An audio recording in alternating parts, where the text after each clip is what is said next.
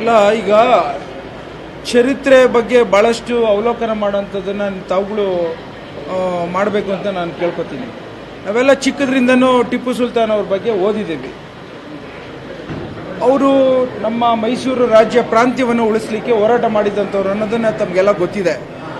ಆ ಬಗ್ಗೆ ಹೇಳಬೇಕು ಅಂತಂದರೆ, ಇವತ್ತು ಶೃಂಗೇರಿ ಮಠ ಉಳಿಬೇಕಾದ್ರೆ ಅವತ್ತು ಹೊರದೇಶದಿಂದ ಬಂದಂಥ ದಾಳಿಕೋರರನ್ನ ಹೋರಾಟ ಮಾಡಿ ಅವತ್ತು ಆ ಮಠವನ್ನು ಉಳಿಸಿದ್ದಾರೆ ಅಂತ ಒಂದು ಚರಿತ್ರೆ ಇರೋದನ್ನು ಓದಿರೋಂಥದ್ದು ಒಂದು ಕಡೆ. ಆದರೆ ಇವತ್ತು ತಿರುಪತಿ ಆಗಲಿ ಶೃಂಗೇರಿ ಮಠದಾಗಲಿ ಬೆಳಗ್ಗೆ ಹೊತ್ತು ಮೊದಲನೇ ಪೂಜೆ ಟಿಪ್ಪು ಸುಲ್ತಾನ್ ಅವರ ಹೆಸರಲ್ಲಿ ಮಾಡ್ತಾರೆ ಅಂತ ಕೇಳ್ಪಟ್ಟಿದ್ದೀವಿ.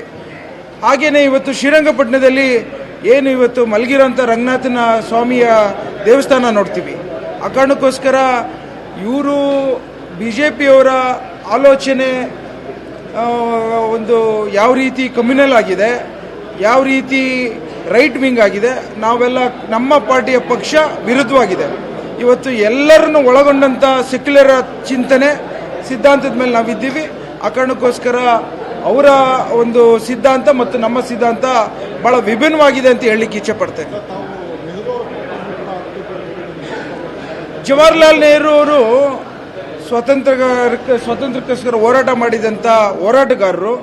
ಅವತ್ತು ಒಳ್ಳೆ ಕುಟುಂಬದಲ್ಲಿ ಹುಟ್ಟಿ ಜನರಿಗೋಸ್ಕರ ತಮ್ಮ ದೇಶಕ್ಕೋಸ್ಕರ ಆ ಕುಟುಂಬದ ಮನೆತನದಿಂದ ಹೊರಗಡೆ ಬಂದು ತ್ಯಾಗ ಮಾಡಿದ್ದಾರೆ, ಜೈಲು ವಾಸ ಅನುಭವಿಸಿದ್ದಾರೆ. ಇವತ್ತು ಅವ್ರ ಕುಟುಂಬದವರೆಲ್ಲ ಭಾಳಷ್ಟು ಜನ ಜೀವವನ್ನು ಕೊಟ್ಟಿದ್ದಾರೆ. ಆ ಕಾರಣಕ್ಕೋಸ್ಕರ ನಾವು ನೆನಪಿಸ್ಕೊಂಡು ಜವಾಹರ್ಲಾಲ್ ನೆಹರು ಅವರಿಗೆ ಕೊಡೋಂಥ ಗೌರವನ ಕೊಡಬೇಕು ಅನ್ನೋದನ್ನು, ಇತಿಹಾಸ ತಿರ್ಚಬಾರ್ದು ಅನ್ನೋದನ್ನು ನಾನು ಹೇಳಲಿಕ್ಕೆ ಇಚ್ಛೆ ಪಡ್ತೇನೆ.